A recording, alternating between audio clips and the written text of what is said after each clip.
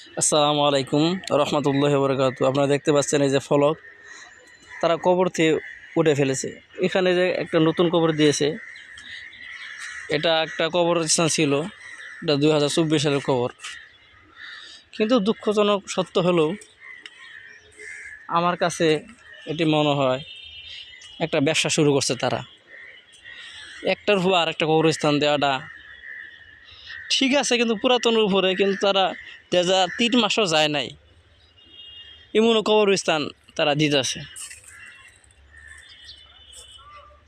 আমরা আমাদের দাবি যেন একটা কবরস্থান ন্যূনতম যেন 1 বছর থাকে, পরে তারা করুক, সমস্যা নাই, কিন্তু 3 মাসও যেন লাস্টটা তারা পচবার দেয় না।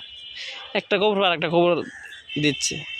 জায়গার সংকটের কারণে যদি আমাদের সিটি কর্পোরেশন যদি উদ্যোগ নেয় তাহলে খুব ভালো হবে ইনশাআল্লাহ।